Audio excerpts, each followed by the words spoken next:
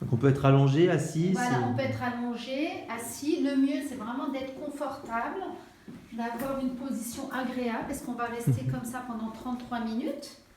Voilà, je vais mettre donc les capteurs. Donc les capteurs, c'est ça. Voilà, je vais mettre ces capteurs-là au niveau de la tête et des oreilles. D'accord. Il n'y a pas de truc électrique dessus. Non, voilà, justement, ces capteurs-là, en fait, c'est vraiment un outil de mesure au même titre qu'un thermomètre ou un tensiomètre. Ça va juste, en fait, mesurer l'activité électrique cérébrale de la personne. Ces capteurs-là vont renvoyer l'information à, en fait, un amplificateur qui va permettre de renvoyer donc le tout à l'ordinateur qui est là-bas. L'ordinateur est un électroencéphalogramme. Toute l'expertise est dans l'ordinateur. Ce casque-là, il est relié aussi à l'ordinateur. C'est grâce à ce casque-là que la personne va écouter de la musique. Et dès lors, en fait, que la musique, dès lors, en fait, que le dispositif va constater que la personne n'est plus, en fait, dans son activité électrique cérébrale, on va dire la plus régulière, la musique s'arrête. On appelle ça un mode spontané, où en fait notre activité cérébrale sera entre 8 et 13. Le dispositif en fait va prendre la mesure propre de la personne, c'est vraiment une mesure personnelle. Ça va prendre en considération 4 indices: le changement, la durée, la fréquence et je dis pas de bêtises, et l'intensité. Ça va prendre en considération tous ces éléments-là et on va avoir en fait une mesure de référence de Ludivine. Il va y avoir 256 mesures par seconde. À partir du moment qu'on ne sera plus dans cette mesure qui est régulière et optimale pour Ludivine, le son va se couper parce qu'on va lui faire écouter de la musique.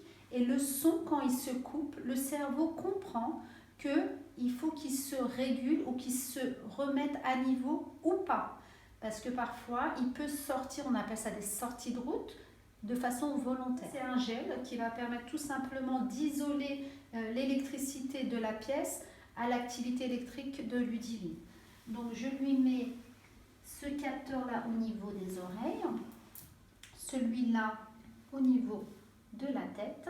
Donc cette partie-là de la tête où en fait, c'est dans ces parties-là, donc ces deux-là, ici et ici, qui va permettre de capter au maximum l'activité électrique. Les enfants, en général, je leur fais écouter plutôt, je leur fais regarder en fait un dessin animé. Parce que concrètement, on peut écouter n'importe quel son. Ce qui compte, c'est vraiment avoir un son, parce que c'est grâce en fait à l'arrêt du son qu'on peut faire le feedback et que le cerveau peut comprendre en fait grâce à cette coupure que là, il faut qu'il fasse quelque chose ou pas, c'est-à-dire il faut qu'il se régule, qu'il se remette à niveau ou pas. Hein.